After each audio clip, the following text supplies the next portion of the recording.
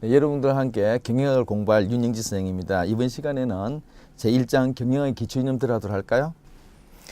여러분, 그 경영학이라는 게 결과적으로는 기업의 조직과 관리를 연구하는 그런 학문이죠. 그 대상이, 우리 경영이라는 것은 결과적으로는 대상이 기업이면은 기업 경영이 될 것이고, 그 대상이 국가면은 국가 경영이 될 것입니다. 결과적으로는 조직을 연구하는 학문이에요. 통상적으로 우리가 여러분 이 경영이라 표현하면은 조직의 목적을 달성하기 위해서 계획을 하고, 그죠?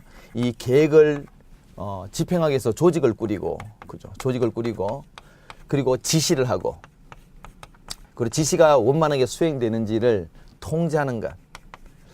이렇게 우리가 경영학을 한마디로 표현할 수 있습니다. 예를 한번 들어볼까요? 여러분, 우리들이 뭐 해외 여행을 간다든지 할 때도 그냥 가지 않죠. 뭐 어디를 갈 것인가, 가서 뭘 싸러 놀 것인가, 계획을 짤 것입니다. 먼저 계획을 짭니다. 그리고 여러분, 여행을 갈 때도 그냥 가는 게 아니고, 뭐 어떤 호텔에 숙박할까, 어떤 놀이시설을 이용할까 다 정해야 되고, 그에 따라서 우리 같이 여행 갈 사람 중에서 그 일을 가장 잘하는 사람들이, 근데 뭐 예매를 잘하는 사람은 예매를 맡길 것이고, 어떤 뭐 안내를 잘할 사람은 안내를 맡길 것이, 그렇게 역할 분담하겠죠. 역할 분담하는 것을 우리가 조직을 짠다 이렇게 표현합니다. 조직을 하고, 그리고 조직 일을 맡기고 지시를 하고, 근데 예매 같은 것이 잘 돼 가는지를 계속 점검해 봐야 되겠죠. 통제하는 것. 이런 게 한마디 표현하면 경영이에요. 경영이 어려운 개념은 아닙니다. 자, 한마디 표현하면은 계획을 짜고 조직을 꾸리고 지시하고 통제하는 것, 그게 이 경영이라는 말이에요. 그러니까 지금부터는 앞으로 우리 이 경영의 좀 구체적인 세부적인 사항들을 같이 한번 보도록 하겠습니다. 일단 우리 교재 한번 볼까요, 여러분? 자, 이 1강에 경영의 정의가 나오죠. 첫 줄을 한번 보도록 하겠습니다, 여러분. 줄을 좀 꺾겠습니다. 경영이라는 것은 기업의 조직과 관리 운영에 관하여 과학적으로 연구하는 학문이다 이 데가 있죠. 그 밑에 여러분 2번에 보시면은 경영의 정의가 나옵니다. 이게 페요레라는 아주 유명하신 분이 경영학이란 분이 이렇다라고 한마디로 정의하신 내용이에요. 한번 볼까요? 경영이라는 것은 결과적으로는 계획을 하고 조직을 꾸리고 지시 조정하고 통제하는 것, 이렇게 말씀드렸다는 거. 그러니까 앞으로는 앞으로 남은 우리 경영학의 그 과정들은 계획, 조직, 그리고 조정, 통제, 이런 것들을 개별 이제 분석하는 것이 앞으로 남은 우리 과제들입니다. 페이지 한번 넘겨볼까요, 여러분? 4페이지입니다. 이 경영 활동을 세 가지 측면에서 우리가 설명할 수 있다고 보통 크게 볼 수 있습니다. 지금 우리 앞부분은 개론 파트니까 크게 보도록 하겠습니다. 일단 여러분, 이 경영 활동을 과정 측면에서 이렇게 말할 수 있습니다.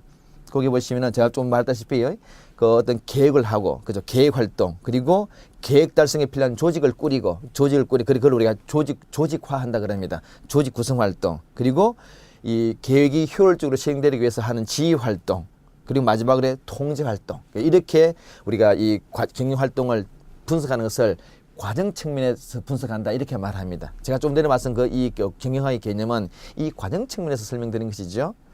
두 번째, 여러분, 제가 업무 측면 이런 게 있을 수 있습니다. 우리가 굉장히 익숙한 개념이에요. 뭐 인적 자원 관리, 생산 관리, 마케팅 관리, 이렇게 하는 게 업무 측면이에요. 그 마지막으로 의사결정 과정에서는 약간 우리가 좀 잘 안 들어보던 말들인데요. 첫 줄 끝에 보시면 이런 말이 있습니다, 여러분. 전략적 의사결정이다, 또는 관리적 의사결정이다, 또는 기능적 의사결정, 이렇게 말하기도 합니다. 근데 전략적 의사결정은 기업의 어떤 방향을 정해나가는 것들이죠. 근데 현대자동차에서 앞으로 전기자동차 또는 이 자율주행 자동차 시장에 본격적으로 뛰어들 것인지 말 것인지, 그런 것을 판단하는 게 전략적 의사결정 과정들입니다. 이런 전략적 의사결정이 정해지고 나면은 그 다음에 어떤 세부적인 사항 해나가는 게 거기에 해주는 관리적 의사결정 또는 기능적 의사결정들. 예를 들어 뭐 굳이 단계로 본다면은 최고 경영층에서 하는 의사결정이 전략적 의사결정이겠죠. 그렇게 우리가 나눠볼 수가 있습니다. 자, 이런 내용들은 앞으로 우리가 세부적으로 계속 공부를 할 것입니다. 그 밑에 여러분 경영자가 있죠. 지금 결과적으로는 우리가 경영을 공부하려면은 경영의 가장 주된 핵심 세력인 경영자에 대해서 간단하게 우리가 좀 정리하고 가야 되겠습니다. 뭐 크게 대단히 중요한 개념은 아니지만 기본적인 배경 지식들입니다. 먼저 일단 여러분 거기에 소유에 따른 분류가 나오죠. 기업의 소유 관계입니다. 첫 번째는 소유 경영자예요. 보통 이 자그마한 기업들은 소유자가 직접 경영을 하잖아요, 그죠? 그런 것들, 그걸 우리가 소유 경영자 이렇게 말합니다. 거기에 보시다시피 출자와 경영을 동시에 하는 거죠. 자기가 자금을 대서 기업을 만들고 경영도 직접 담당하는 거. 보통 소규모 업체들입니다. 근데 요 기업이 여러분 조금 사회적 이 규모가 커지면 혼자 감당할 수 없어. 그때 고용 경영자를 고용해서 물론 이 소유자의 기업 지배는 계속 유지되는다는 전제 하에서 경영자를 고용해서 업무를 수행시키는 것. 그게 고용 경영자입니다. 그런데 여러분 규모가 좀 더 커지면은 소유와 경영이 완전히 분리되는 그런 현상이 발생합니다. 그때 소유자는 별도로 있고 전문 경영자가 나서서 경영을 말 그대로 전문적으로 합니다. 그 경영자를 우리가 말 그대로 전문 경영자라 그래요.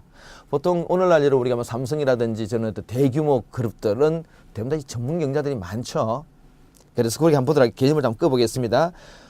여러분 소유 경영자 첫째 줄 보시면은 이렇게 하고 있습니다. 자본의 출자와 경영 관리 기능을 동시에 수행하는 그런 기업가에 주로 이것도 기억해야 됩니다. 중소기업에서 이런 현상이 많이 나타나요.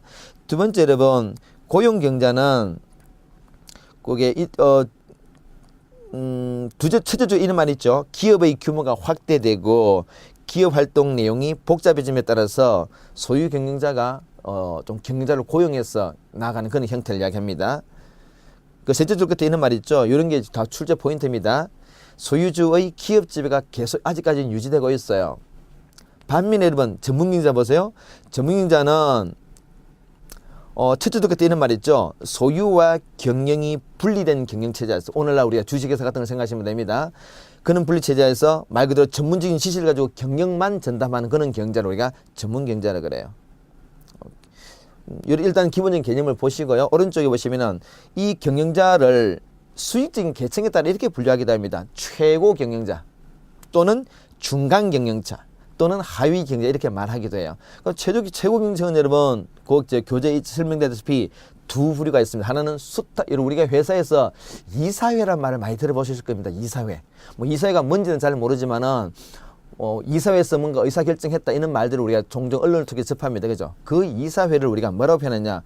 수탁경영청이란, 이런 수탁이라는 게 어떤 그 부탁을 받았다 이런 이야기입니다. 그죠? 그 수탁, 그는 또 위임을 받은 경영청, 이사회 이렇게 일단 기억하시면 되고요.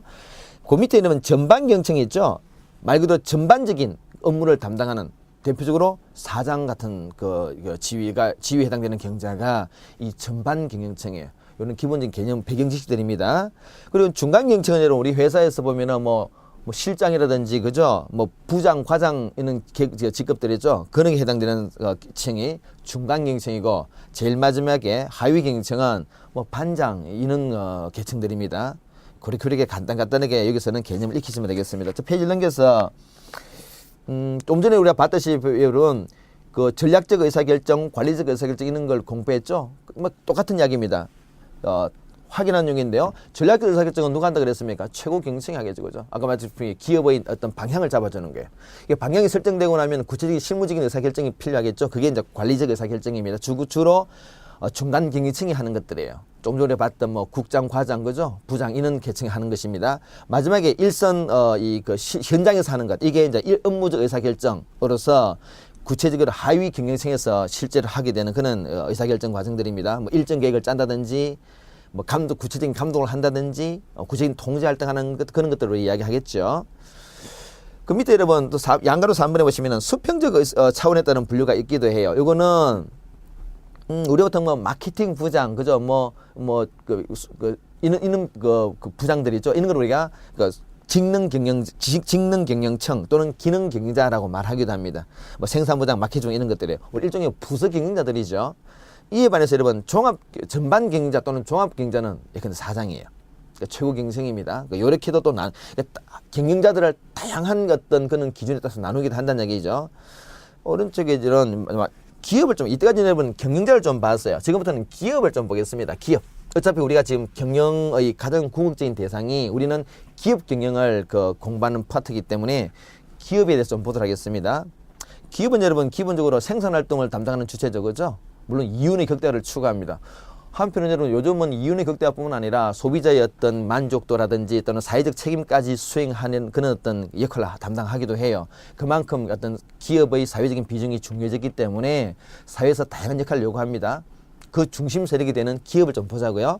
일단 밑에 2번에 보시면 여러분 기업의 유형이 나옵니다. 먼저 요 기업의 유형을 하기 전에 여러분 요는 개념을 한번 볼까요, 여러분? 우리가 무한책임 또는 유한책임이라는 말이 있습니다. 요는 말에 대한 이해를 좀 하셔야만 요 기업의 유형에 대해서 우리가 충분히 이해를 할 수 있어요. 여러분 예를 들어서 우리가 채권자라는 개념 아시죠?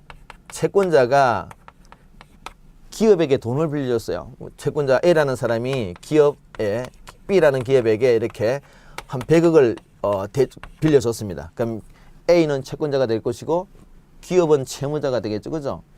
이때 여러분, 이때 이 채무가 100억이에요. 그러면 이 채무를 그 기업의 구성원들이 근데 구성원 우리 주식회사 따면 주주라든지 그죠? 아니면은 주식회사 아닌 일반적인 유한회사 같은 경우는 사원들이 있습니다.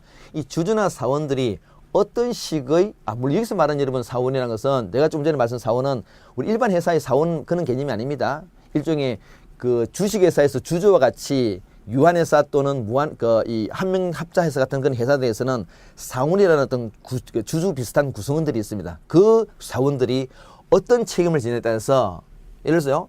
회사의 채무가 100억이잖아요. 이 100억을 그 구성원들이 전부 책임질 수가 있고요. 또는 일부 책임지는 경우가 있습니다. 회사의 채무가 100억이에요.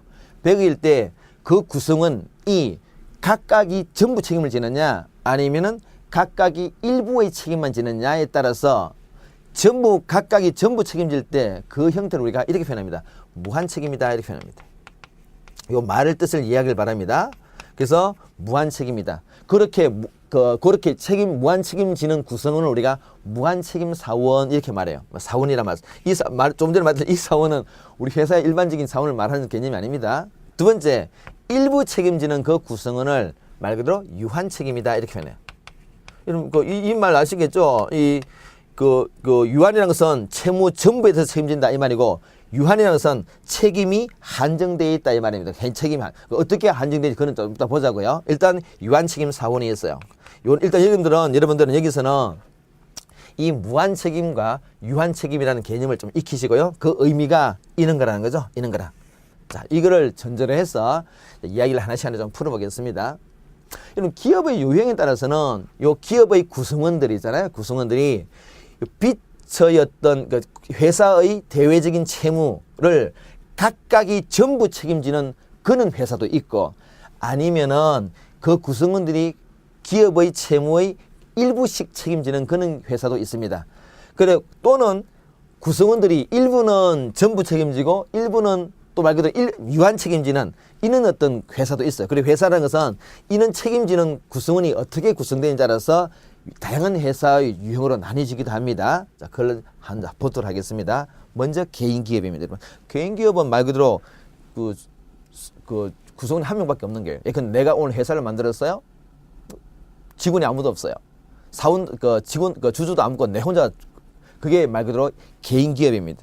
개인 기업은 이런 그런 기업들이 종종 있죠. 특히나 신생 기업들은 개인 기업들이 굉장히 많습니다. 이렇게 기업이 어느 정도 커지면은 조직이 커지겠지만은 초창기에는 개인 기업의 형태를 띌 경우는 굉장히 많아요.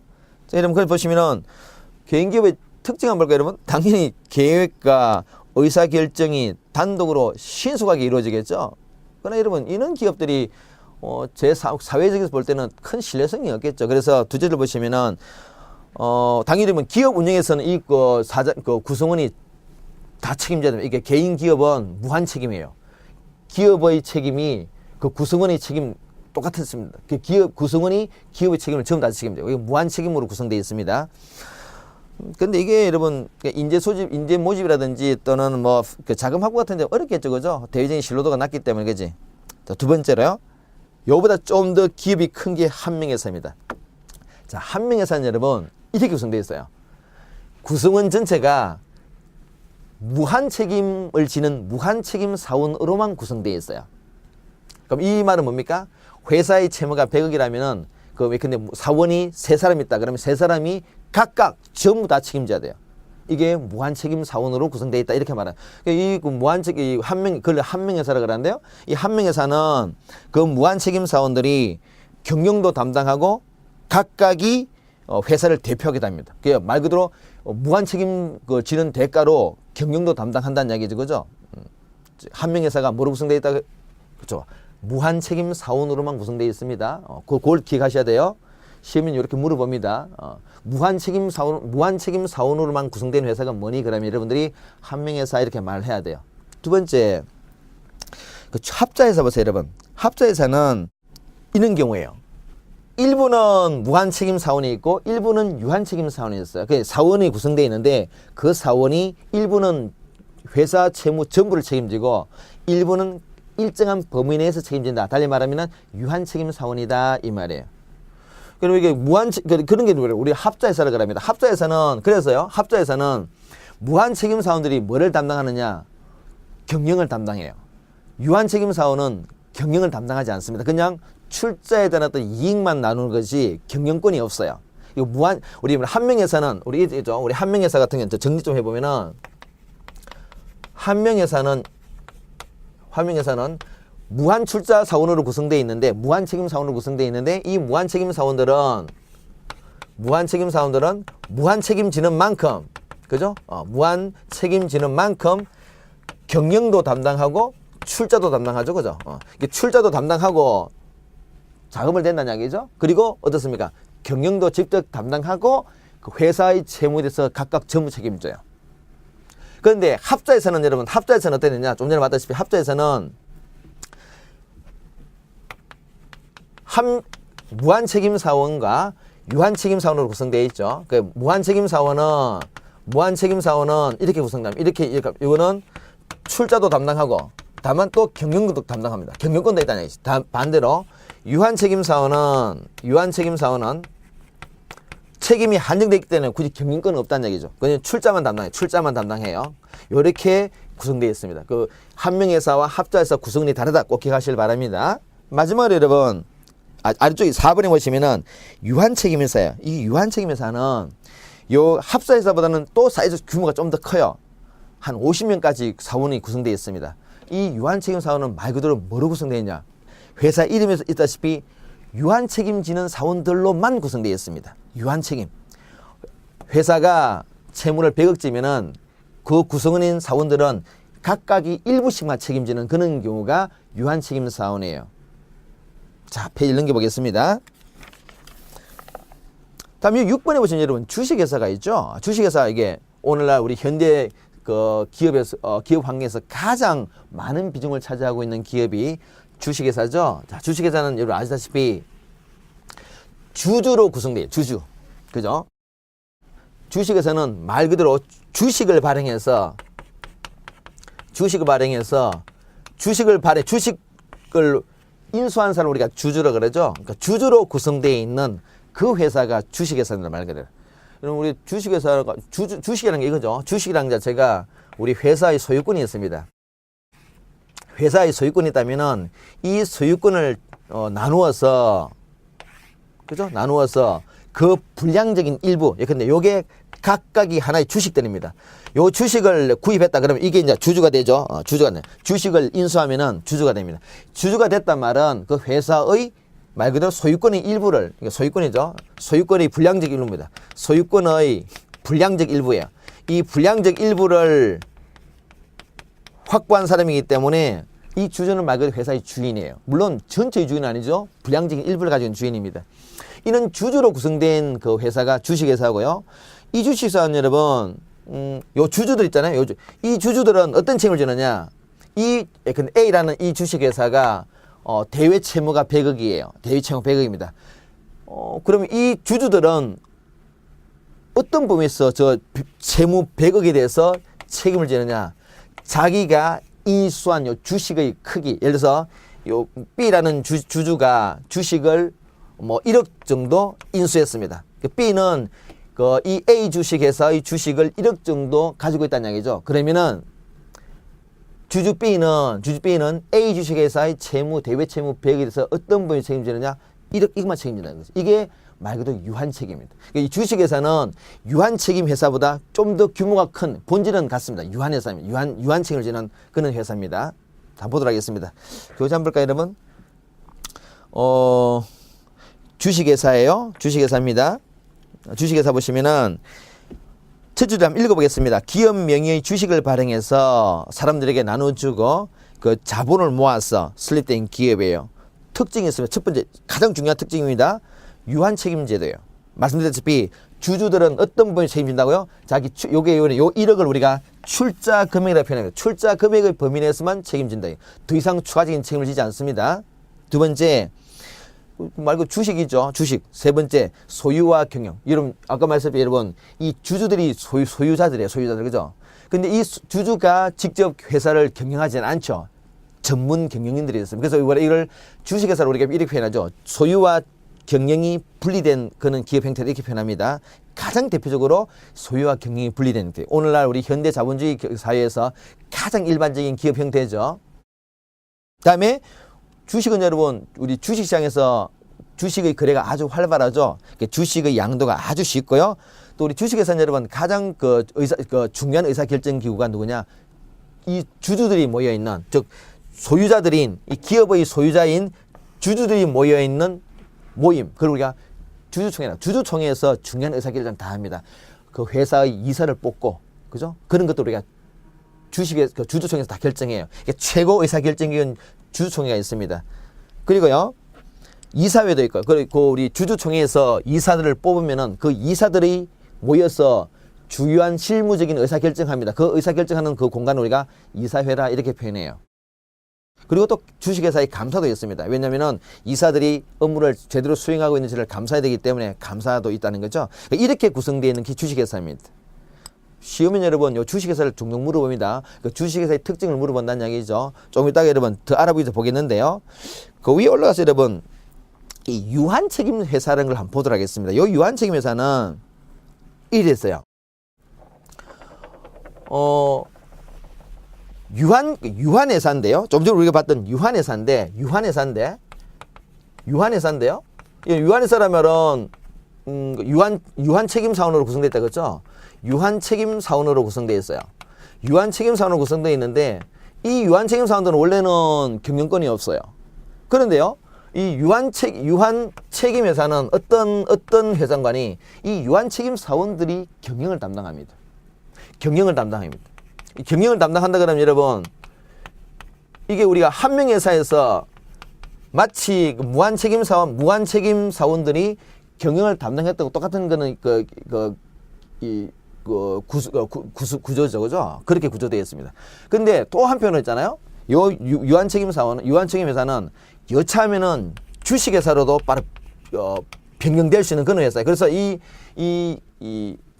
유한책임회사는 최근에 만든 회사의 하나의 종류인데, 한편으로는 한명회사의 어떤 그런 장점도 가지고 있고, 또 한편으로는 주식회사의 그런 어떤 전환될 수 있는 그런 아주 쉬운 조직 구조를 가지고 있는 아주 독특한 회사입니다. 최근에 등장했다까지 한번 기억해 보시고요. 한번 볼까요? 유한책임회사입니다. 여러분, 거기에 동그라미 1번 한번 볼까요? 유한책임회사는 내부 관계에 관해서는 다른 규정이 없다면은 한 명 회사에 관한 규정을 준용합니다. 그래서 셋째 줄 한번 보세요. 셋째 줄에 출자자가 직접 경영에 참여하고, 그리고 본질적으로 각 사원은 출자 금액에 관해서만 책임을 집니다. 그리고 여러분 또 2번에 여러분 제일 끝에 한번 보세요. 2번 지문 제일 끝에 보시면은 유한책임회사는 총사원의 동의에 따라 주식회사 바로 조직 변경이 가능한 그런 특징을 가지고 있습니다. 자, 시험엔 여러분 우리 9페이지에 있는 더 알아보기에 있는 요게 시험에 종종 등장하는 주제입니다. 이 주식회사의 장단점이 우리 앞에 했던 부분이니까 간단히 보도록 하겠습니다. 첫 번째 가장 큰 장점이 뭐냐?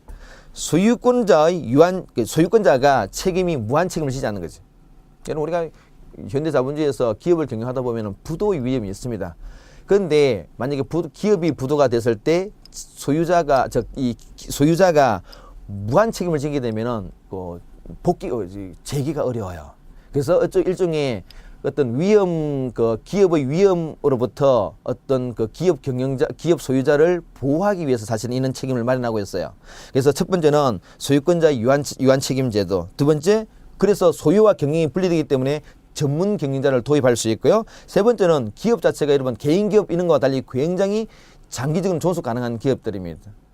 그 주주의 구성이 계속 바뀐다 하더라도 기업은 계속 살아가잖아요. 그죠?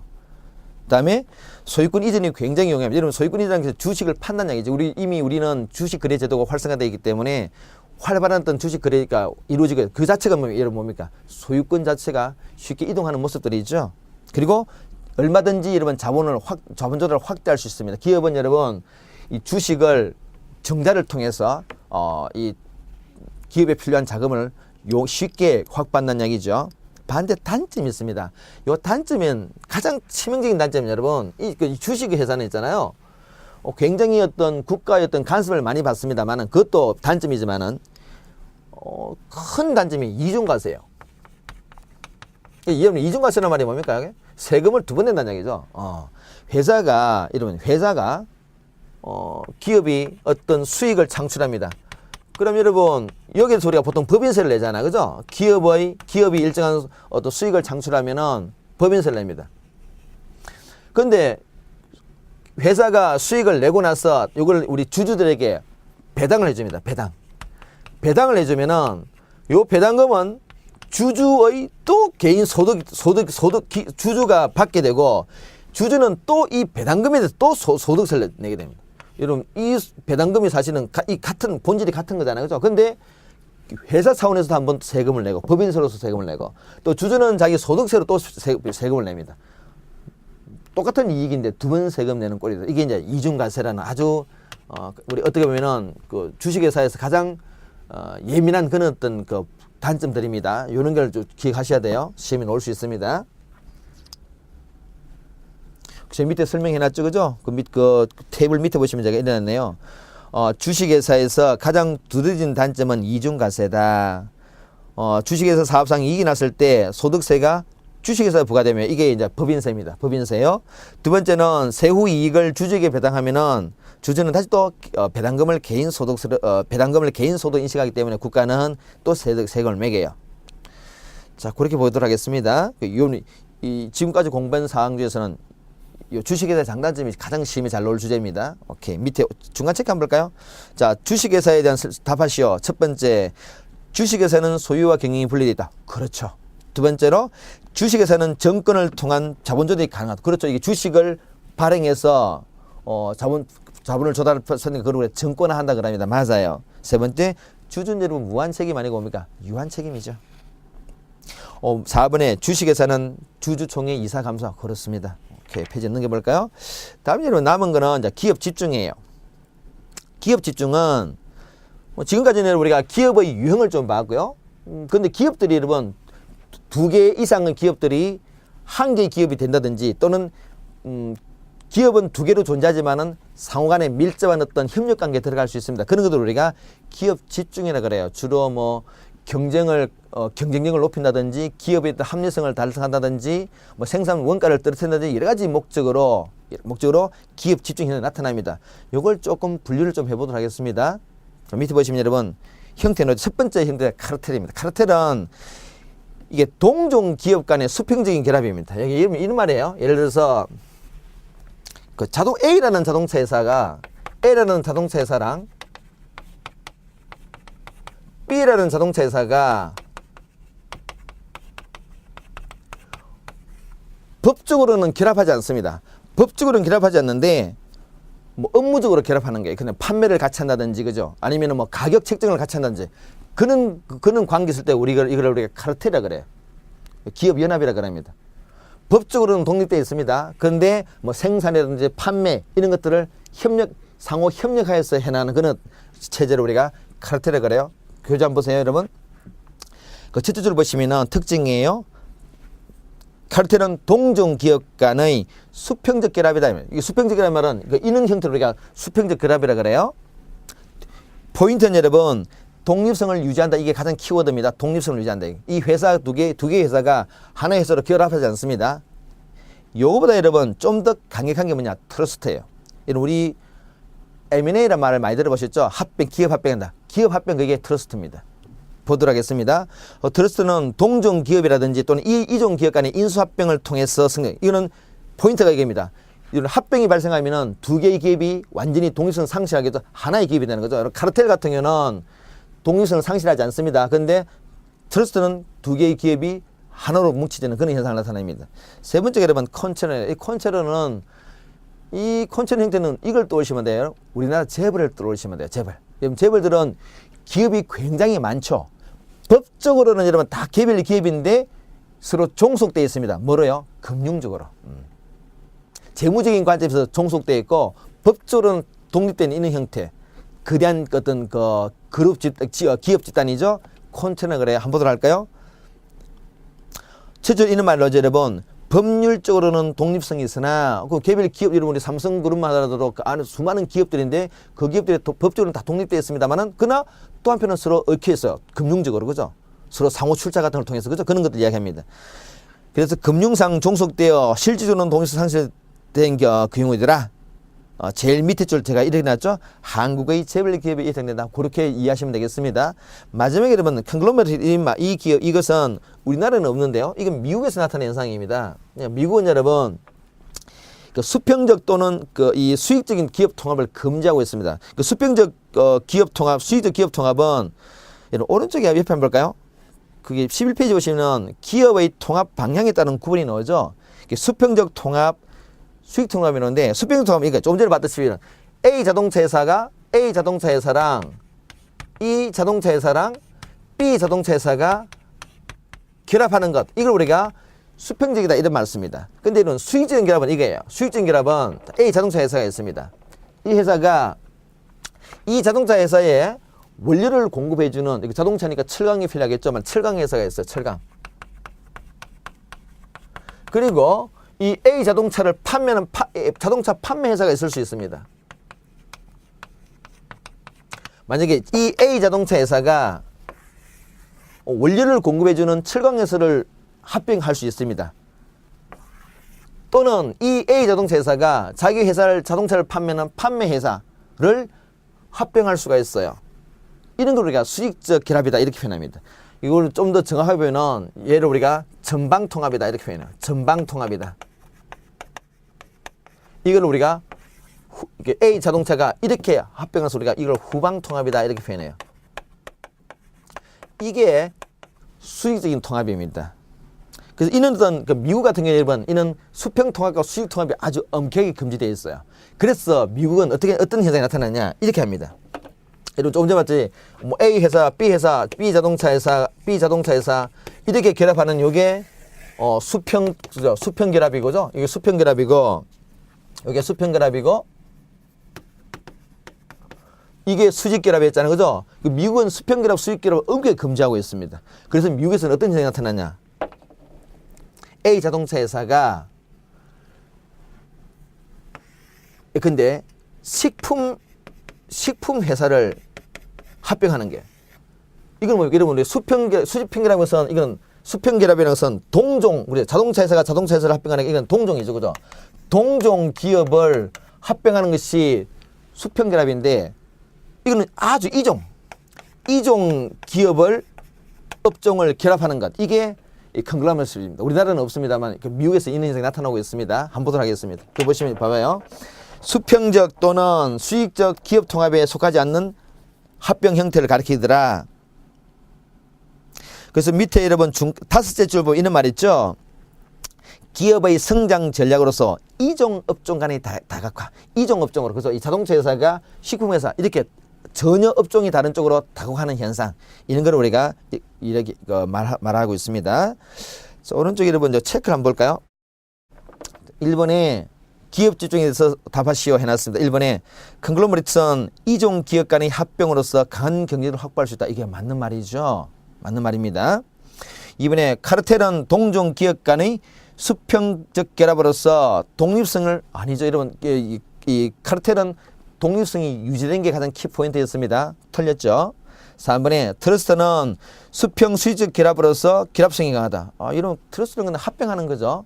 세 번째 콘체르는 몇 개의 기업이 법률적으로 독립성을 유지하면서 금융적 결합을 통해서 내부 경영을 통제한다. 그렇죠. 우리나라의 재벌이라 했습니다. 그럼 밑에 그 정답을 하나 수정하겠습니다. 거기에 좀 오타가 있는데요. 그 1번은 그 맞죠. 2번이 틀렸고 4번은 맞죠. 그렇게 좀 수정해 주시길 바랍니다. 오타가 좀 있네요. 그 다음에 여러분 밑에 있는 기업 통합 방해 또는 구분을 우리가 좀 전에 봤습니다. 수평결합, 수익결합 봤죠. 넘겨보도록 하겠습니다. 마지막으로 여러분 자 기업의 사회적 책임이에요. 지금까지 여러분 우리가 기업의 유형을 좀 봤고요. 오늘날 여러분 기업이 우리 공동체에서 정말 중요한 역할을 담당하기 때문에 그 기업에게 우리는 기업의 이윤 극대화라든지 그런 어떤 기업 고유한 어떤 목적 이외에 일정한 사회적 책임을 요구합니다. 그 사회적 책임 구성으로서 사회 구성으로서 책임을 다 해라는 이야기죠, 그죠? 그럼 왜 그런 사회적 책임을 져야 될까? 이유를 한번 볼까요? 밑에 놓겠습니다. 2번에 보시면은 사회적 책임의 필요성이 나오죠. 일단 여러분 시장이 굉장히 불안정해요. 여러분 시장이 불안정한 말은 시장이 완전 경쟁 시장이 아니고 독점이나 과점 시장이 형성될 가능성이 있다. 여러분 시장이 독점이나 과점이 형성되면 어떤 문제가 생겼냐? 우리 소비자가 불리해져요. 왜냐하면 가격이 비싸지거든. 독점 기업들이나 과점 기업들은 가격을 세게 매깁니다. 그렇게 해서 독점 또는 과점 이윤의 극대를 추구한다는 이야기예요. 그럼 아무래도 소비자가 불리해지겠죠. 그래서 그런 차원에서도 그런 문제가 있기 때문에 기업은 또 다른 측면에서 사회적 책임을 져야 된다. 그런 어떤 독점이나 과점 같은 걸 억제해야 된다. 이런 말이에요. 두 번째로요. 기업 규모가 좀 확대되다 보니까 기업이 소비자나 주주나 그 기업 내부의 구성원인 주주나 뭐 종업원뿐 아니라 소비자라든지 또 사회 기타 사회에 굉장히 지대한 영향을 미칩니다. 여러분 오늘날 우리 현대자동차라든지 삼성 같은 그런 기업을 생각해 보시면 SK 같은 기업을 생각해 보시면은 그 기업이 우리한테 미치는 영향이 너무나 막대하잖아요, 그죠? 그래서 어떤 바람직한 정책 좀 적나라하게 표현하면 돈벌이만 하지 말고 이 말이에요. 돈벌이만 하지 말고 사회적인 어떤 의미를 해야 된다 이 말이에요. 밑에 외부 불경제라는 말이 있습니다. 여러분 외부 불경제는 좀 익숙하지 않은 개념인데요. 여러분 예를 쓰는 게 있죠. 어떤 옷감 제조 기업이 있습니다. 옷감 제조 기업 같은 경우는 여러분 옷감을 제조하면은 이 과정에서 엄청난 대량의 폐수가 나오겠죠. 여러분 우리 옷감 자체가 염료를 대상으로 하기 때문에 그죠? 막대한 폐수가 배출됩니다. 이 폐수가 배출되면은 원래는 여러분 기업이라는 것은 이 폐수를 자체 정화 시설을 돌려서 배출해야 되는데 기업이 다 비용 문제가 있기 때문에 몰래 내보내잖아요. 그죠? 그러면 우리 공동체, 우리 구성원들이 아주 큰 막대한 피해를 입게 됩니다. 그게 외부 불경제예요. 이는 기업의 생산 과정에서는 이는 외부 불경제 현상이 나타나기 때문에 말 그대로 기업은 그런 어떤 책임을 져야 된다 이 말이에요. 이걸 왜 외부 불경제라고 합니다. 자, 이런 어떤 내용들 좀 기억하시고요. 자, 오른쪽에 어떤 구체적인 책임의 내용을 한번 볼까요? 첫 번째는 간단하게 보도록 하겠습니다. 기업은 계속 유지해 나가야 돼요. 좀 어려움이 있다 해가지고 기업을 포기하면 안 된다는 얘기죠. 기업은 계속 유지해야 된다. 두 번째, 기업은 사회 어떤 봉사활동을 좀 해줘야 돼. 그런 걸 우리가 사회공헌 책임이라 표현합니다. 세 번째, 종업원의 만족도를 높이는 그런 활동을 좀 해줘야 되고요. 그것 같은 이런 거죠. 뭐 직원들의 복지시설 같은데 좀 관심을 가져야 된다. 이 말이 하고요.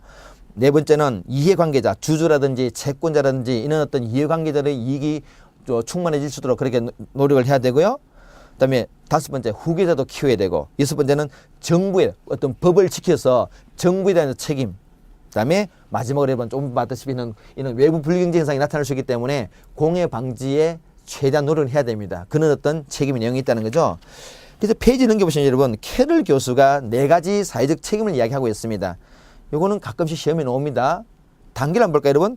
일단 경제적 책임, 법적 책임, 윤리적 책임, 자선적 책임이 4가지 단계고 이걸 우리가 사회적 책임의 피라미드 이렇게 표현합니다. 사회적 책임의 피라미드라는 말을 써요.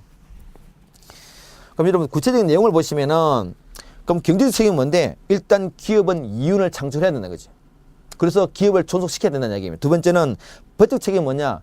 국가의 법 질서를 준수해야 된다는 얘기예요. 법률을 지켜야 된다는 얘기죠. 세 번째 윤리적 책임은 우리 사회 윤리에 어긋나는 어떤 기업의 행태를 해서는 안 된다 이야기죠. 나아가서 사회 윤리에 어긋나는 그 법을 지키고 사회 윤리에 어긋나는 행동한다는 그런 어떤 소극적인 것 벗어나서 뭘까지 해야 되느냐? 적극적으로 자선적인 행위도, 즉 사회 공헌 행위도 해야 됩니다. 그게 제일 마지막에 있는 자선적 책임이죠.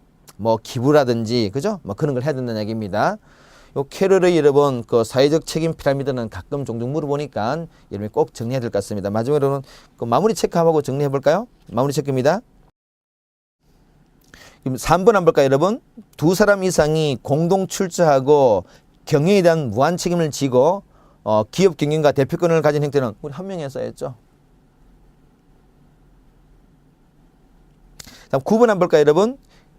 기업 가맹 기업 간의 협정에서 성립되며 가맹 기업들은 일부 활동을 제약을 받지만은 법률적인 독립성을 상실하지 않는다. 카르텔이죠. 14번 한번 볼까요, 여러분? 법률적으로는 독립성이 있으나 금융상 종속되어 있는 기업 유형, 우리 컨트롤이죠. 한국 재벌 기업이라 그랬습니다. 페이지 넘겨서 여러분 18번 한번 볼까요? 사회 재화나 서비스를 생산하는 의무, 즉 기업이 가지고 있는 가장 기초적인 책임, 우리 캐롤 교수, 그렇죠? 경제적인 책임이죠. 생산을 담당하고 이윤을 창출한다는 그런 책임입니다.